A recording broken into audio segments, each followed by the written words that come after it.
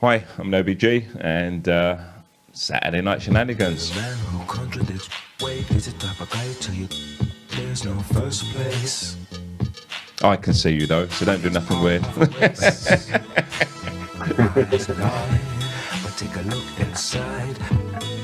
They mirror the sights you'll see. Don't be afraid. Don't be afraid. Hi, I am the OBG. Tonight I'm going to be talking with Matt Sands. We're going to be talking about an alternative to the current taxation, because there are alternatives. Unfortunately, we're brought into a system whereby we're just taxed from birth and we see it as okay. And even myself, when I've offered up alternatives in the past, they escape me now. This is why Matt's here. People often say, well, what would you do? And expect me as a single man. It's not really my profession to elucidate and to find solutions. And once again, Matt doesn't know the answer, but he's offering up a solution, and I think we should bear these in mind. And the more we think about solutions to some of these, what I see as problems, then the closer we can move towards change. And on that note, I'm going to bring Matt in. He's standing or waiting in the wings, and you're live. Good evening, Matt. Could you just let these people, once again, I've said your name, I know, just give your name and say a little about what you're about, please. Yeah, thanks, Cedric. Hi, my name's Matthew. I'm here representing a project called Nations of Sanity, which is built on the idea of establishing the non-aggression principle as the law through a peace agreement, which I kind of assert is the only way that we can create a free society with equal rights. Superb. Okay. So also Matt's going to be talking about, regulated trade. Now, before I go into that, because I'm going to be handing most of tonight's show over to Matt, regulated trade in the UK is about free and fair trade, and they claim it's fundamental to the prosperity of the United Kingdom and the world economy, and that leads to higher wages and ensures more people can access a wider choice of goods and services at lower cost, making household incomes go further. Now, these are all claims, especially for the poorest in society, and the UK's trade with the world is equivalent to over half of the UK's GDP, which was around 2.4 trillion in 2019. So before I jump ahead or jump the gun on anything, you've got free rein, Matt. Just speak what you will in whatever order you wish, and if I can interject, I will, and hopefully ask you some questions and maybe put in some thoughts of my own. Yeah, okay. I mean, as I say, the project that I represent, it's basically, that's the assertion I make is that this is the only way to create a free society, is to have the non-aggression principle be the law. I know we spoke about this the last time we spoke, but for that's anyone fine. Go ahead again, because there are new people in. Yeah, as much as you need to. Yeah. For anyone who didn't catch the last episode, basically, the non-aggression principle, if you're not familiar with it, is a principle that's based on the concept of self-ownership, which is the idea that everybody has right over only their own self. And the non-aggression principle is basically the moral principle that comes from that concept. So any violation of your self-ownership is a violation of the non-aggression principle. Any act of aggression, and as I said last time, it's important to understand it's not a pacifist principle. It does allow for the use of force to defend yourself and to defend others. It just doesn't allow you to initiate force against peaceful people. And this whole idea is about creating a free society, or what some people call voluntarism, which is kind of similar to anarchism, but rather than just saying no government and sort of saying no more on the subject, the idea of voluntarism is basically saying we shouldn't have any rulers because of that self-ownership that I mentioned. So, we all own ourselves, so no one has the right to rule over anybody else. Nobody has the right to initiate force against anybody else. Some people still find that a hard concept, though. As soon as you say no government, they immediately think that everyone's going to start killing each other. And this is one of the points that I raise a lot. And I talked about Thomas Hobbes and Jean-Jacques Rousseau a few shows ago, and their opposing views on human nature. And I think once we have more faith in ourselves and human nature, then this non-aggression principle has more standing. Yeah, well, I mean, and also I think one of the reasons why people struggle with it, as you say, is because I think they find it hard to divorce the concept of leaders from the concept of rulers, and from the idea of, I mean, this is why I say about establishing the non-aggression principle as law, because it's not about having a lawless society where everybody can do whatever they want. It's about having a society based on just one simple and basic law, which itself is just based on this universal morality, which says everyone can do what they want as long as they're not violating anybody else's exact same freedom to do what they want. Excellent, yeah.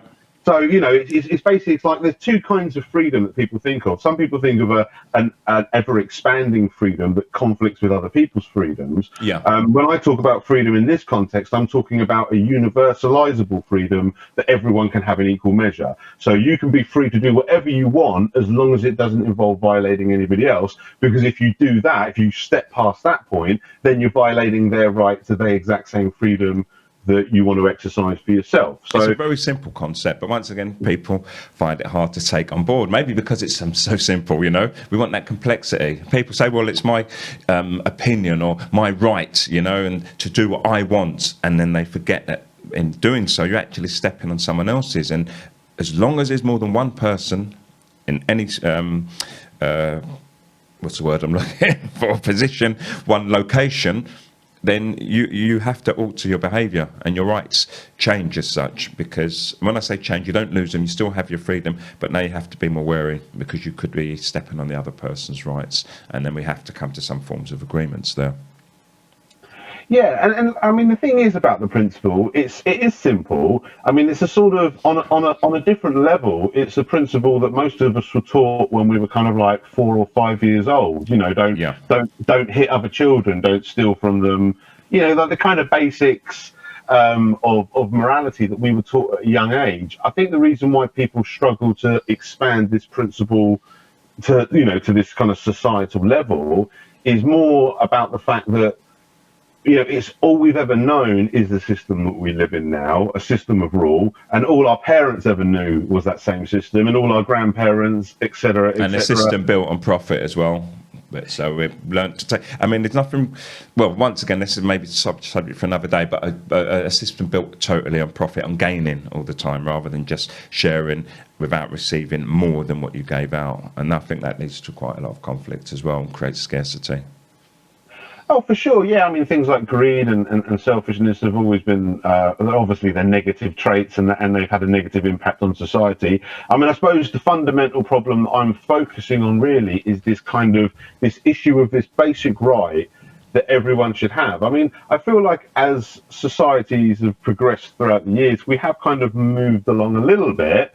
And we I think the frustrating thing for me is we kind of do recognize this principle, but we just don't apply it consistently and universally, Yeah. Like we kind of recognize it, when, obviously there were times when slavery was accepted to be okay, but now most people who are sane understand that it's not okay. Yes. Most people in the world understand that rape, murder, theft, assault are all wrong. They're all rightly deemed as crimes. But I think what I'm trying to get people to do is to step back and recognize the principle that actually, like the common denominator in all those things, like why are all those things wrong? What's the intellectual, we all kind of instinctively know these things are wrong. But if we step back and think about, well, why is it wrong to murder somebody? Why is it wrong to rape somebody? Why is it wrong to rob somebody? Why is it wrong to enslave somebody? Why is it wrong to rule somebody? The answer to that question is the same. Causing harm. And because of self-ownership, because you don't have a right over them, so you don't have the right to kill them and to rape them and to murder them and to enslave them and to rule them, because they own themselves and you own yourself. And it's like I say, if we have that concept of self-ownership, I think it kind of gives us an objective standard for defining crime, and then that gives us an objective standard for law and a universal standard for law as well, because the problem is with all the other laws we have, they're all kind of issued at the whim of a ruling authority.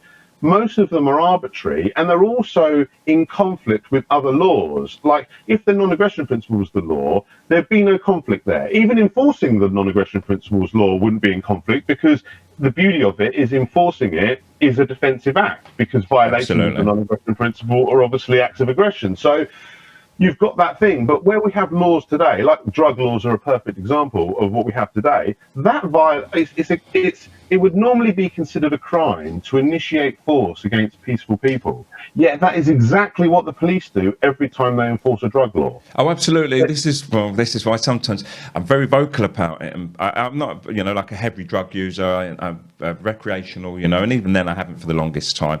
Not to make an excuse. Enjoy your drugs, people. But what I'm saying is, the further you move away from the basic laws, the more made up laws, as you're talking about, the more harmful they seem. Now, if we talk about our natural rights, our natural human rights, we know we mustn't harm each other anyway. Then on top of that, you try and codify it and talk about, for instance, the Universal Declaration of Human Rights. So that codifies it for lots of countries to follow this. Then beyond that, you've got a subset of those in each country. You've got their own legislation and so on. And then you've got a subset of that and bylaws and so on. So it boils down to, look, this person's not even harming anybody, but we're going to cart them away or fine them for drinking alcohol in the park. And that goes, 4 steps away from the natural freedom. And that's the same thing that's happening with all kinds of rules that are being put in place and the principle of violence, which is affecting everybody. Yeah, and you're right, and the problem is it undermines the valid laws as well, because people have less respect for the law in general because they see all these laws that don't make sense, and they see laws that conflict with other laws, and as I say, anyone who steps back and thinks about it and says, well, we have a law against theft, and theft is pretty much defined as taking from people without their consent under the threat of force. That would be a pretty standard definition of theft. That's exactly what taxation is. It's taken from you without your consent under the threat of force. So, there's one contradiction. And I said the same thing with the drug laws thing. And, we have laws that say you can't initiate force against peaceful people, and yet we have drug laws that involve initiating force against otherwise peaceful people. I mean, I'm not saying that all drug users or dealers certainly are peaceful people, but they might be otherwise violent. And absolutely.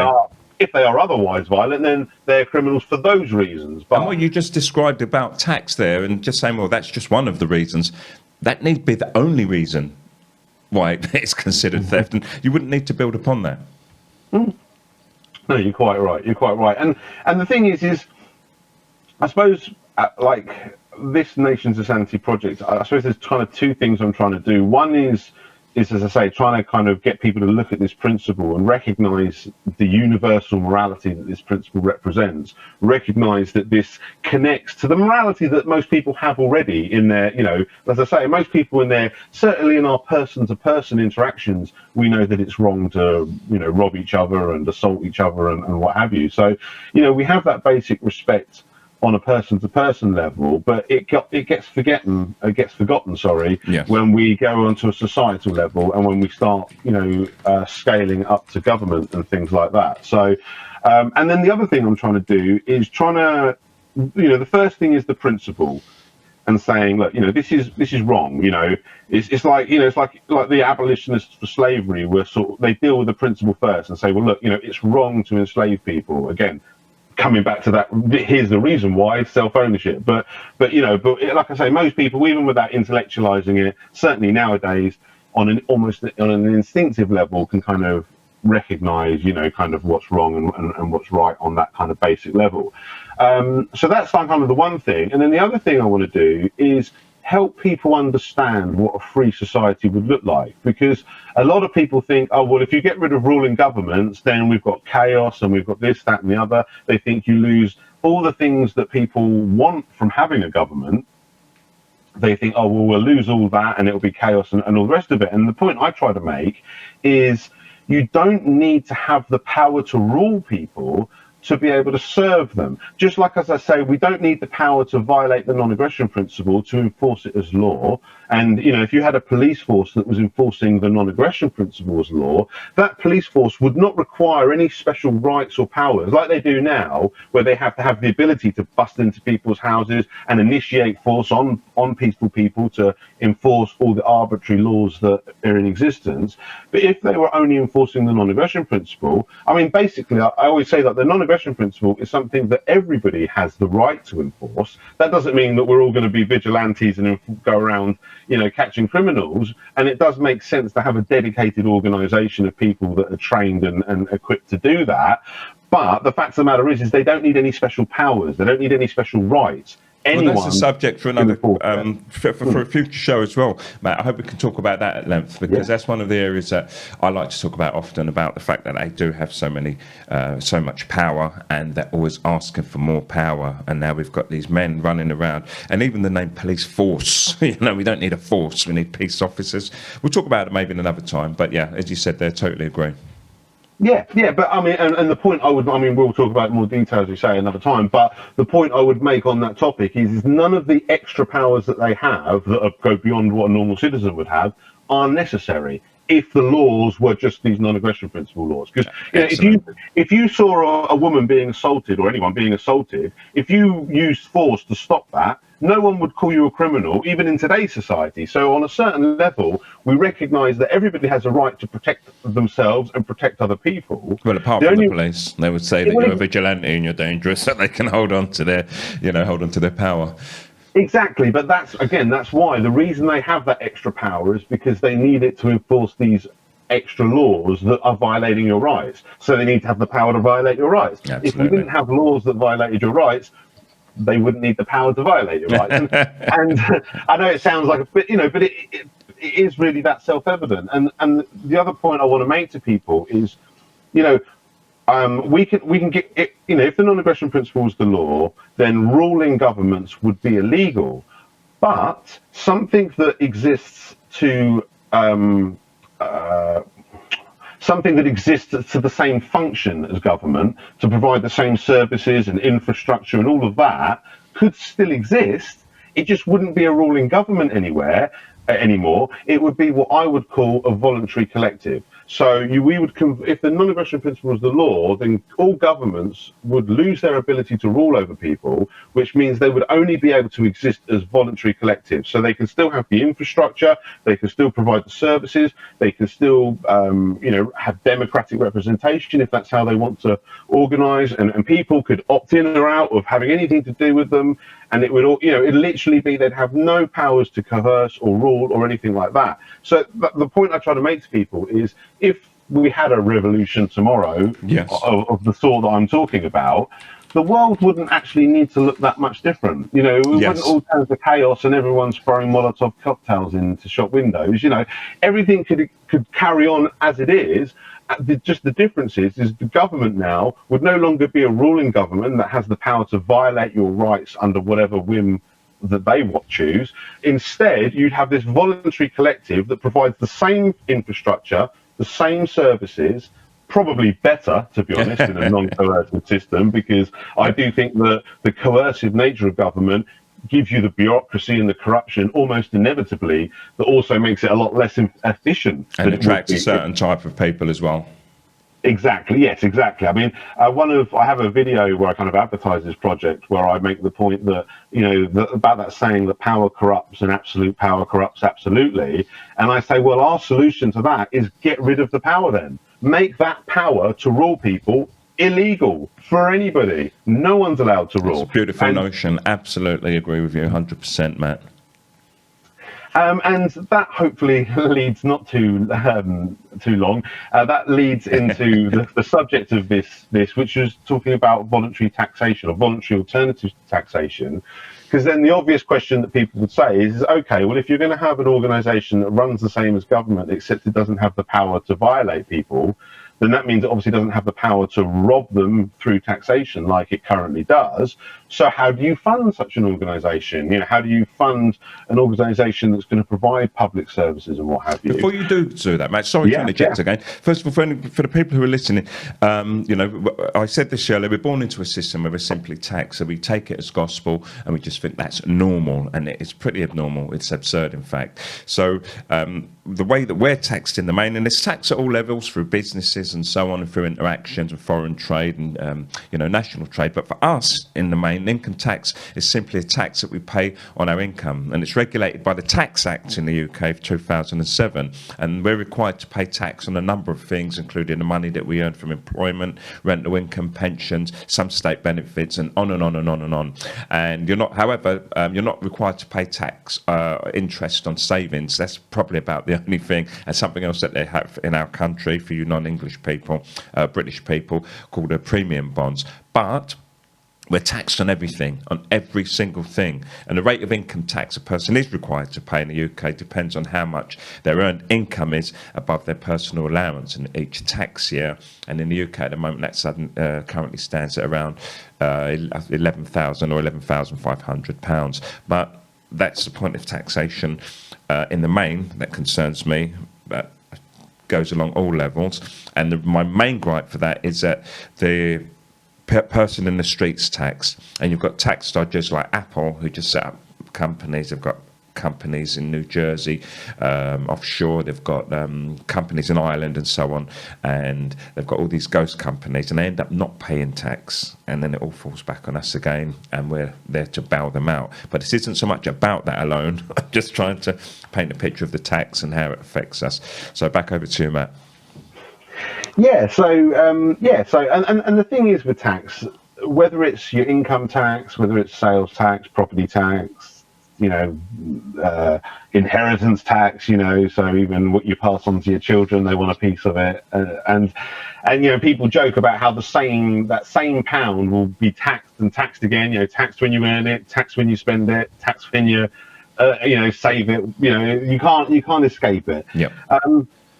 Now, one of the voluntary alternatives to taxation that I offer as just an example of how it could run in a free society is to say, let's take one of these taxes that could actually be retained in a free society, but it would no longer technically qualify as a tax.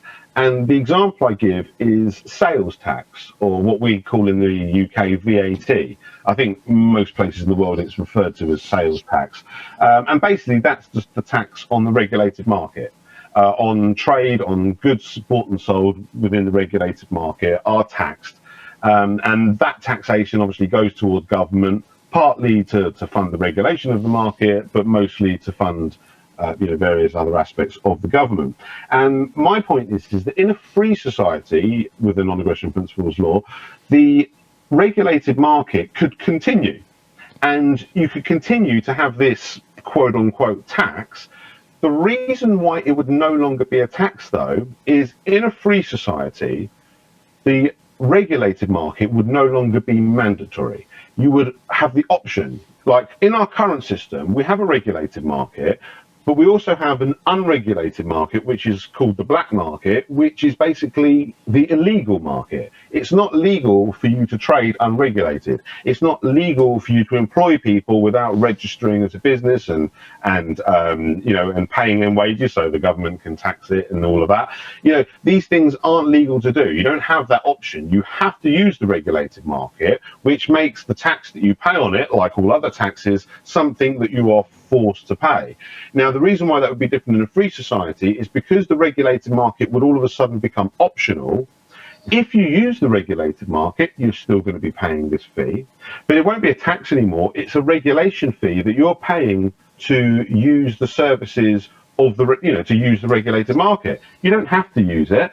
And like the analogy I often use is if you go to a restaurant, you obviously have to pay for your meal, just like if you use the regulated market, you have to pay this tax associated with it, but you don't have to go to the restaurant. So it's voluntary in that sense. And likewise, you don't have to use the regulated market. So it is voluntary in that sense. And that's why it would be a regulation fee rather than a tax. And even though it doesn't seem like a big difference, that tiny difference is the difference between your consent and you being forced to with the threat of violence. And yes, indeed. And a lot of people don't see that concept once again, about the matter of choice. And to run the two markets together, they as you said, there's a black market, so we know it exists and it works. But once again, because it is seen as illegal, then it's fraught with problems. If it was the norm, then it would work as anything else. Yeah, and the thing is as well, because one of the things that has been said to me when I kind of suggest this is they say, well, if you give people the option, especially if you've got an extra cost to pay to use the regulated market, then no one will use the regulated market, and everyone I think will just be unregulated. But then I said, well, although I can't put in anything that would literally make that impossible, it's highly unlikely because I know myself, and I'm sure I could speak for a lot of other people, that there's certain things you would not want to buy outside of a regulated system. I certainly wouldn't want to buy the food that I'm feeding my child outside of a regulated system, unless it was like a local provider that I knew and trusted.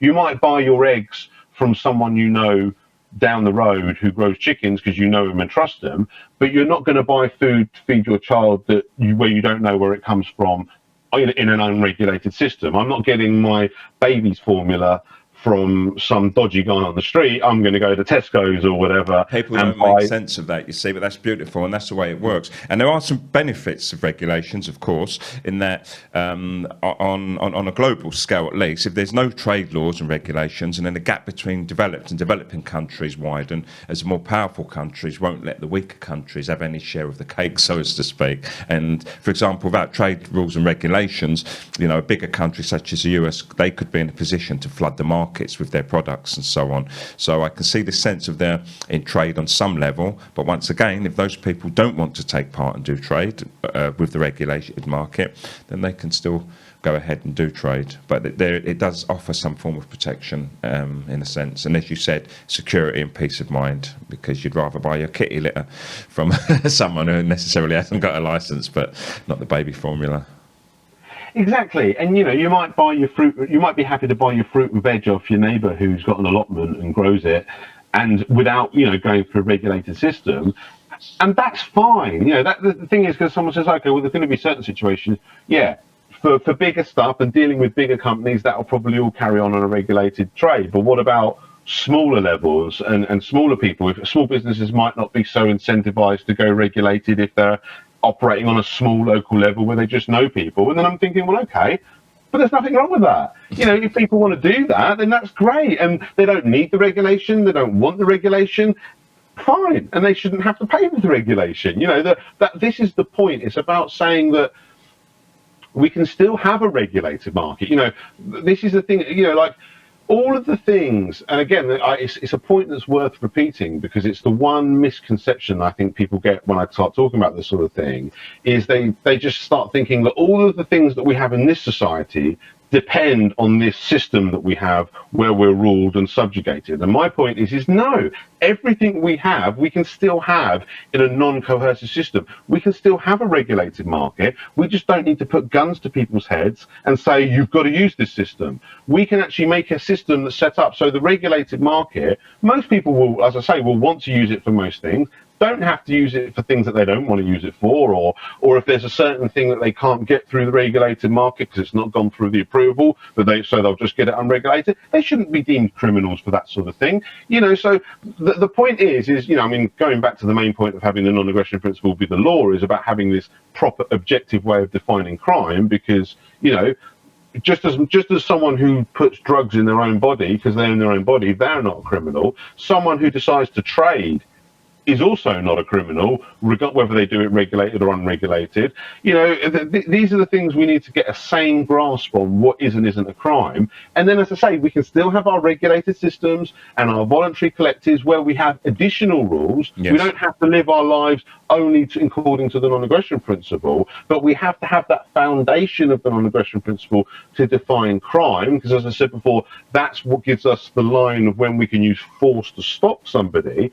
And then everything else will negotiate through regulated systems that people can voluntarily be a part of. And then if they choose to be a part of that system, then they have to agree to whatever additional rules that might be incorporated into that thing. But the point is they would have that choice. It works, Matt. I know it works from experience. I lived in Nicaragua for 2 years. They've given it that moniker of third world, which is rubbish. But where was it, sorry? Nicaragua in Central America. I lived there for 2 years. And I loved it. Absolutely loved it, because I love that freedom. And what I saw there, to talk about the contrast between regulated and non-regulated, because people have a fear sometimes and say, like, well, if they don't regulate, people are going to sell poisonous food, or they're going to try and kill you. And they say, no, people want to make money. They're going to typically try to sell you good food so you come back. And the point I'm making here was I'd go to the market every morning, because I had a small shop there. I was selling milkshakes and jeans. And that's such a freedom. And you can work from your house in Nicaragua. You just open your doors and you can work. No restrictions there. What they do on a small level, mind you, coercion once again, is they send someone coming round, and they take something like £15 a month from everybody, for doing business. But if you went to the market, people were selling everything from mangoes to T-shirts to chairs which they'd made, or even stuff that they'd picked up from the street, because they have a zero waste policy over there. If you have a chair that's broken, even 2 of the legs come off, and you put it on a skip, someone will take it within 2 minutes, and they'll put 2 new legs on it, and they'll sell it in the market. And it works. And lots of people sell food there, because that's the main concern for a lot of people. But if someone's selling food that isn't good in any community, or there's a new face, maybe who's trying it on, people know, and they can't do business. So that forces people to have to do good. And then amongst those were the people who were doing deliveries, and then they were regulated, for instance, because they had to have a truck and a license, and they had to have certain conditions, and they had to make sure their tyres weren't bald, which is something which is very common in Nicaragua. You can have bald tyres and so on. So they went with regulation. They still got the goods to market. And then on the market itself, it wasn't regulated. There was some regulations for the people who had buildings there in some sense. But to see the two work hand in hand, I've witnessed it firsthand. So I know that it can work, and you can take down less of the regulation and still have a system that works. Yeah, and also another thing that's worth noting, because some people say, if it's unregulated, they start giving examples of, because obviously the black market has a lot of things that would be perfectly legal to trade in a free society, even if it was in an unregulated market. But there's also things that happen on the black market that are actual crimes, and would be crimes in a free society as well. They're not just crimes according to the arbitrary laws of today, like drugs and stuff, but actual crimes like child trafficking or something like that. And people say, well, what about stuff like that? And I say, well, yes, don't forget that even in the unregulated market, you've still got the non-aggression principles law. You've still got, it's not, so my point is you'd have a regulated market, so you could have this market where you've got these extra rules that go beyond the non-aggression principle. But the whole point of making the non-aggression principle this universal law, this universal terms of peace, is we've still got that foundation for defining crime. So even unregulated trade, if it's a crime, it's still going to be criminalized. Yep. It's not going to be criminalized because it's unregulated. It's going to be criminalized because it's a crime, regardless of whether it's regulated. Unfortunately, that's pushed on people, wholesale, about if it wasn't regulated, everyone would be a criminal. And I think people have that mindset. That's going to be one of the hurdles to come over. But on that note there, could I ask you, or the viewers, in fact, I'll post the links up onto the video afterwards, but have you got any new links that have come along, or are the links still existing from the last time? Yeah, I mean, there's a few new videos that I've put up since we spoke last, including a couple that are clips from our last conversation. Oh, superb, yeah. If you point to those again, because there's many new people in today, and could I ask you to do that? In fact, it'd be easier rather than you sending them to me and me just posting them onto the this video afterwards. Could I ask you to post those into the video once the show's done? If you go on, Facebook, just find this. It'll be the latest video on my wall, and just put those links in. And for the viewers, Matt's got some videos that he's made, some from the previous show that we've done, but also he's got links to his videos. And have you got those 5 videos up? You got the 5 series? You sent me one about the taxation. That was part of a series. Yeah. And he's got a series of videos. Yeah, but go there anyway. Look at his channel. Subscribe for some of the new stuff that he's doing, because the stuff that he's working on is stuff that can't truly get outdated. They're based on a beautiful idea. The root's solid, and I think it's worth the majority of us going in and at least taking a look at what he has to say, and then we can start working towards discussing ways of implementing those things.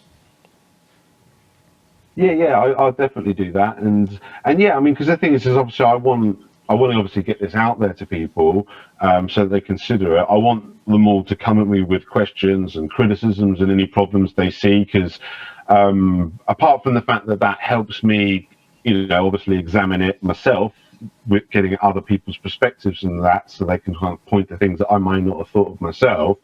But also, I think it helps me convince them, because I do think, although I think that the basic idea is relatively appealing on the face of it, I do think that the more people kind of scrutinise this and explore it and question it and say, well, what about this? And You're well, what very about this? keen on that. That's brilliant. A lot of people don't want Yeah. to do that. They put their idea forward. Would you be open to a little Q&A now, if people have got Yeah, time? certainly. Okay, Yeah, because yeah. sometimes people come into the show, and even me being just free form and talking nonsense. And not to put anyone down, but people sometimes don't want to come forward with the questions. So I'll ask them now. For everybody who's still in the room, if you've heard some of the points that Matt and myself have made here. If you do have any questions, you can go ahead and type those in. And what I'm going to ask Matt to do now is, sorry, because I don't know if I've cut across you, if you had a lot more to say on the subject, or if we'd reached to the end there. I've always got more to say. Well, yeah, because it's. But we covered. I mean, the main point I wanted to make was obviously because last time we spoke, obviously introduced the Nations of Sanity. I spoke about land ownership and a few other things, and this time I just wanted to talk about, like I say, the idea of voluntary collectives and the idea that we can still have a kind of government without a ruling government that's not I wouldn't call it a government because it's not a ruling entity, but like a voluntary collective that, provides the same services and infrastructure. And then I also wanted to give an example of how we can provide funding for such an organization, much as we do with taxation today, but a non-violent, non-coercive alternative to taxation. Because again, it's all about keeping that principle, staying true to that principle. And although, the important point I like to make is the principle comes first. The fact that taxation is theft stands on its own, regardless of whether I could come up with any alternatives for taxation. But it does help to come up with alternatives to taxation so that people can envisage what a free society is like. It's like, when people are saying slavery is wrong, it's not like, okay, slavery is wrong regardless of whether we can find another way to pick the cotton. You know what I mean? It's still wrong, but it also doesn't hurt, to be able to explain to people, well, look, actually, we could do it this way, Do it our damn selves. Yeah. We could pay people and let them, Yeah, take part, and that's what this is about. I give them a understand. choice. And that's why I kind of stopped you there in a sense. I felt that you've covered a lot of the points. I was wondering, this is my own opinion, I'm thinking we seem to have gone round to full circle. If you do have anything extra to add, feel free to do so. If anybody does have any questions here, you can start asking those now. If not, maybe if you think of something on a replay, then do put those questions in there, because I look back while I'm editing and I can forward those to Matt, and I'll bring those up in amongst other shows that I'm doing, or post them in for the people who have commented, and then you'll see responses to those at a later date. So on that note, Matt, I'm going to try and cut us off at this point. Okay. Is there anything you want to leave anybody with, or everybody with?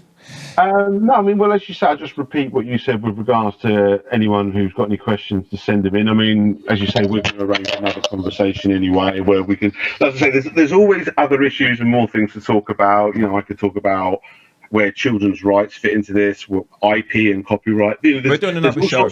We're doing more shows. As I said, we can go and go, but once again, it's just about let's about finding that cut-off point, and also. Feel free to post into the group afterwards, because many people come back and watch the video. Some people couldn't watch it tonight, new people, and many of them watching the whole shows, which is why I've started to cut them down to around about 30-40 minutes instead of the hour and so on. It seems to be about 40 minutes seems to be about the optimum point. So if you want to contribute afterwards, put in links to where people can contact you directly. If you feel that maybe this isn't, I'd recommend it, this isn't the only source to contact you, put links to where people can also ask you questions at a later date. So on that note, thank you so much for your time again tonight, Matt. It was a beautiful experience. I learned a lot. I hope our viewers have learned a lot and have confidence in this wonderful man. And I hope to speak to you soon. And can I ask you to hang up on me, please? No problem. Thank you, Cedric. Take care. Look after yourself. And you.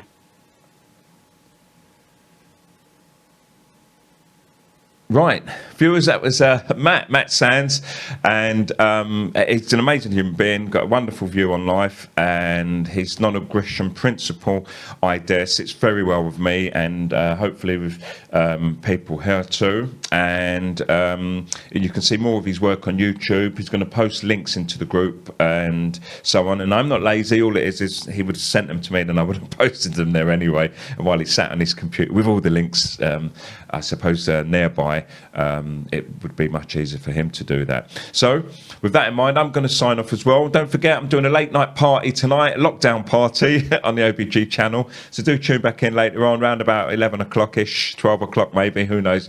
I'll try and go in as early as I can. We'll be playing music, having some fun. So do come in for some shenanigans. I'll also be linking to other live lockdown parties that are going on tonight. A lot more people have picked up on the idea. Remember, you heard it here first. Thanks for tuning in. I am the OBG. There's a man who contradicts. Wait, is it type of guy tell you there's no first place, but he's part of a race. Eyes lie, but take a look inside.